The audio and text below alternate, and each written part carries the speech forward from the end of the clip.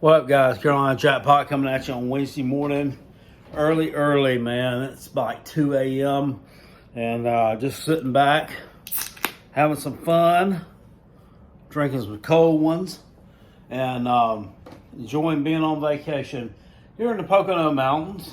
Got the blinds open right now. I went out there, ran out and grabbed some stuff out of the van, and it's raining. And it's like 62, 63 degrees here. It's awesome. It's awesome. You don't have that humidity like you do down in South Carolina right now. And oh, God almighty. And I love South Carolina, not to get me wrong, but man, it's just nice to get a break from it ever so often. You don't have to feel that nasty, sticky shit all over your body. Getting to orders of business here. First of all, SEC Media Days on Monday. I missed the Shane Beamer press conference. Missed all that. I was out and about. I went to the beach yesterday. Well, the day before yesterday. Now, I guess it is, since we've already transited into Wednesday. But I got this to say about him, and it's just like everything that I've had to say about him so far since he's been at South Carolina. He said all the right things. I'm really bought in, and I'm really dialed in on what Shane's selling. I think he's genuine. I think that players are buying into the culture that he's creating down there, him and his assistant coaches. And I think that South Carolina is going to surprise a few people this year. Are we going to have a great season? No, I don't believe we are. If we make it to a bowl game, I'll be happy. I haven't come out with the official South Carolina pick and prediction video yet. That's to come sometime in the next couple of weeks. But I'm going to tell you this. Those games that we lose this year are going to be a hell of a lot more competitive than the ones we lost last year. And there's going to be a few more wins on that slate than there were last year. Oh, let me tell you what, there's going to be a few more wins on that slate than there were last year. And we're going to surprise somebody. I already have my eye set on the team that we're going to surprise this year and knock off. But if you've watched any of my preseason videos, you'll get that one just by, the process of elimination, looking at who I've predicted to win and lose other games there and other teams in the SEC East. But we'll go into that at a later point in time.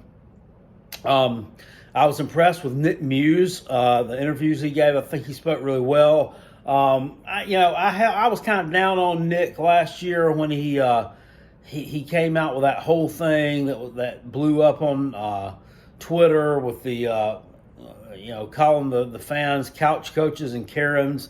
And, I get it. I mean, the dude was just mad. He was just aggravated and pissed off like everybody else.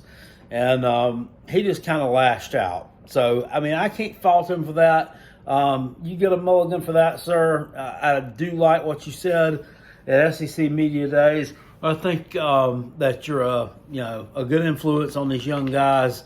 And, I mean, I hope you have a hell of a senior season, last season at South Carolina. I honestly do.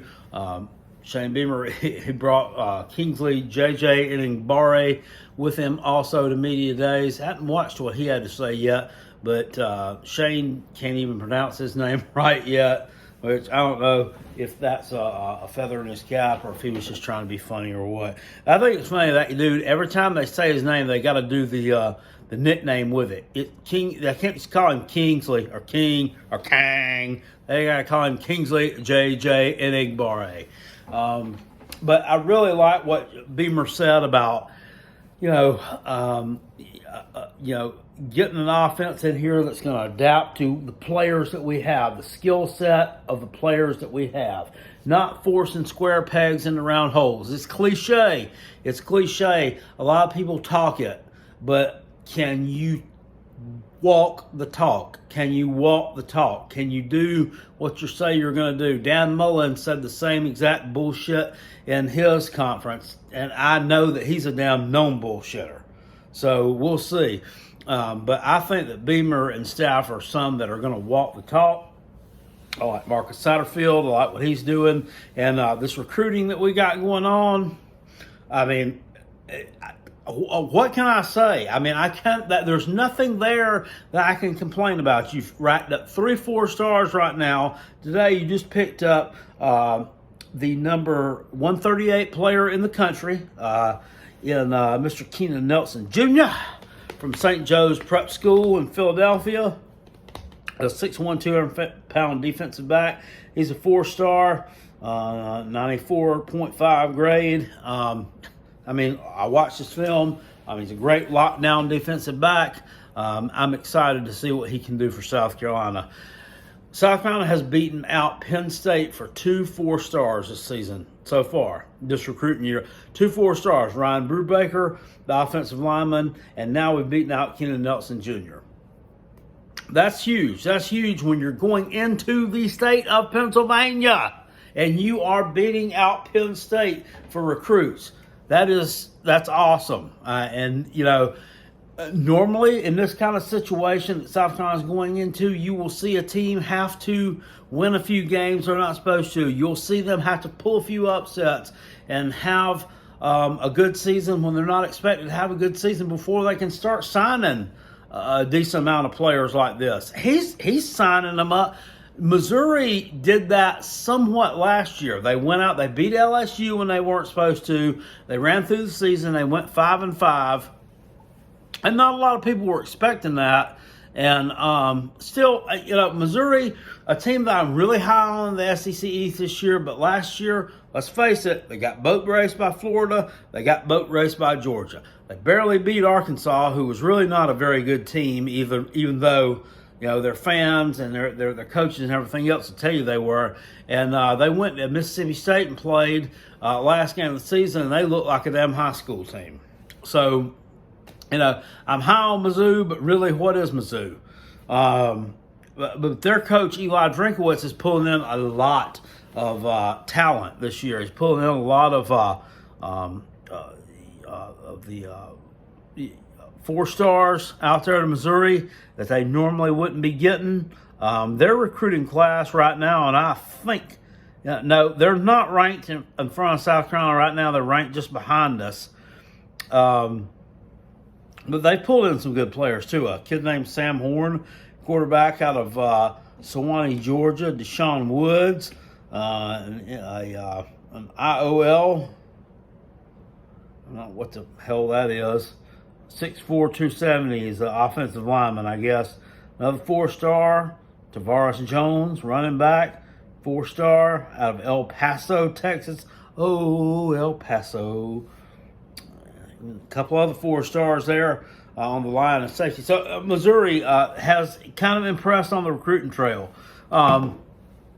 So, you know, it can be done in any number of ways, but if Beamer can come in this year and win a few games he's not supposed to and just keep all these guys on board, I mean, the sky's the limit for us as far as recruiting goes. I really like what he does on the recruiting trail. He seems tenacious. He don't give up. His answers are professional. He doesn't give excuses. He doesn't try to double talk people. He's not a bullshitter like Muschamp was. And every time you saw that goddamn son of a bitch opened up his mouth, every time Muschamp opened up his fucking mouth, it was a damn lie.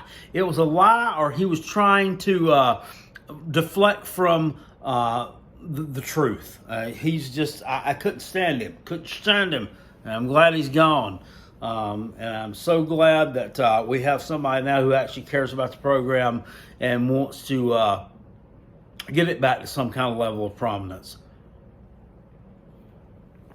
Well, with that being said, I'm going to get to what I was talking about in the second part of the title of the video. And I know I ran about 10 minutes just talking about that. The September 4th game, Clemson versus Georgia. Guys, I can't do it. Okay? I can't do it. I cannot pull for a team that I absolutely fucking hate in that game. I can't do it. I can't do it. I tried. I really did. And I said, man, you know what? Georgia's stolen our recruits. You know, they don't have any respect for us, even though we kicked their ass a couple of years ago. They talk shit. Their fans talk shit. I just don't like them, blah, blah, blah. And you know what? I'm going to pull for my home state team. I'm going to pull for Clemson in this one. And I've tried. I've tried to do it. But you know what? The name of this channel is Carolina Jackpot.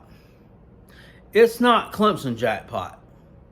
It's not Fence Riding Jackpot. It's not House Divided Jackpot. It's Carolina Jackpot.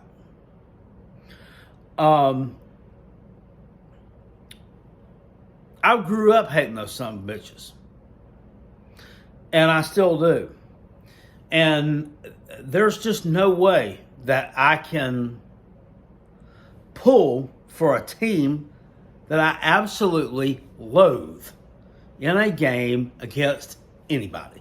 I've said it before on this channel. I've said it on Facebook. I've said it many places. That I would pull for the Taliban before I would pull for Clemson. And I mean that. I mean it with every fiber of my being. I really do. I can't stand you. I can't stand your colors. I can't stand your stadium. I can't stand your stupid bus that you have to ride around the damn stadium in so that you can run down the damn hill. I can't stand your stupid ass coach. I can't stand the fact that you funnel money through a church to get the best players in the country. I can't stand the players that you have. I can't stand the fact that you've won 3 national championships / you've won them. I can't stand them. I can't stand you. I cannot stand you. I hate you. I hate you, motherfuckers.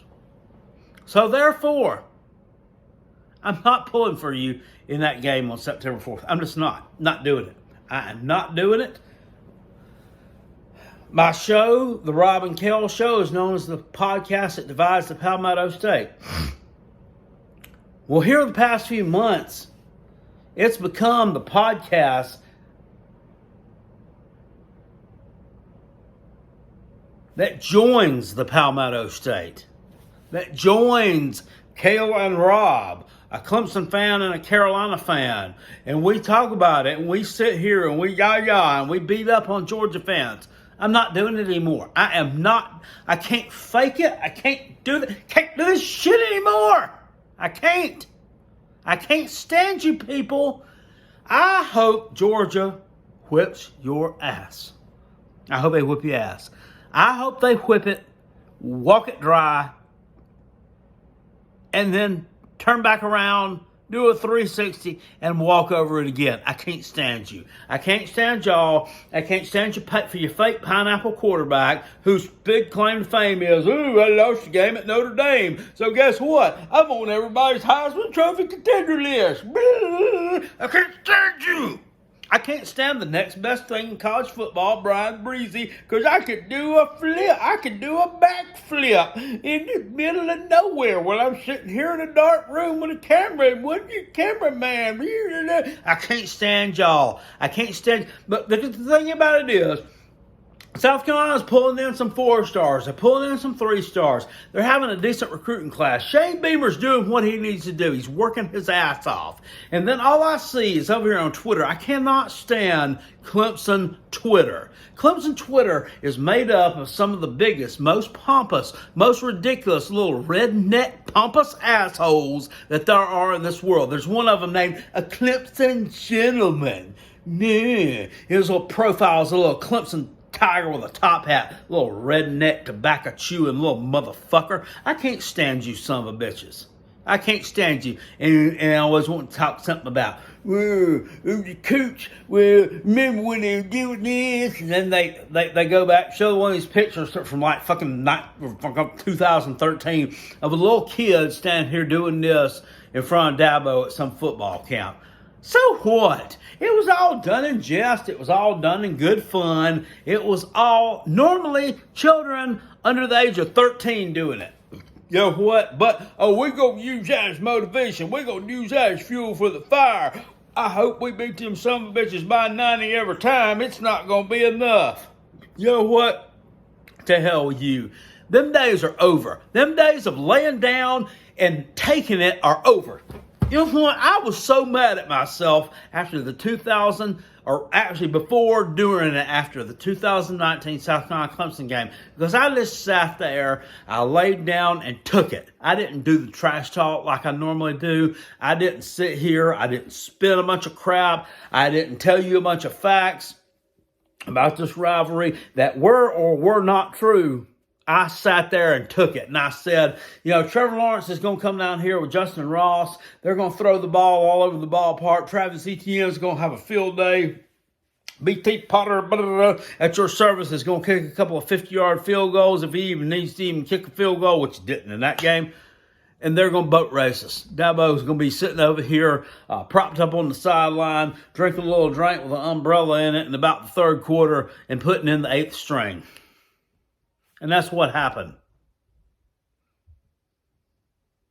I'm not doing it anymore. I can't stand y'all. I'm going to sit here. I'm going to trash talk you. Every time you come up with something, I'm going to come up with something else. I'm going to come up with something else even better. And eventually, this stuff's going to catch up to you. This recruiting that he's doing is going to catch up to you. The reason you talk shit about him, the reason that you got a problem with him, the reason you will say, what did you make? That's the worst hire that South Carolina could have ever made. You might as well have just not even, no.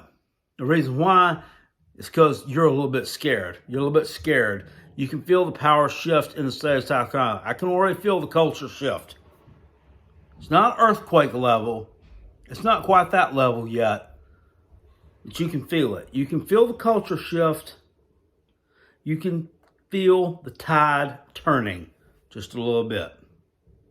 South Carolina is going to be getting back to that top 10 level. South Carolina is going to be getting back to where we once were in the 9 years under Steve Spurrier. And South Carolina is going to be recruiting the very best all up and down this eastern seaboard. We're going to take our state back, first of all, and then we're going to take the upper hand back in this rivalry again. Yeah, we are. I said it, bold statement, and I don't have one regret. Give us a few years. I ain't talking this year. I might not be talking next year. Give them a few years. And then let's take a look at where we're at then. To hell with Clemson. To hell with Dabo. To hell with your shitty coaching staff. And to hell with that shitty fan base of yours. Go Gamecocks. I am Spurs up to my toes up. I'm all in with Coach Beams. And I love what you're doing out there. Go Gamecocks. Woo! Go Georgia Bulldogs too, by God. I hope they beat the living hell out of you in our old home away from home, Bank America Stadium. It's the podcast that divides the Palmetto State, not the one that joins it, bitch. And don't you ever forget that. Woo! Go Cox.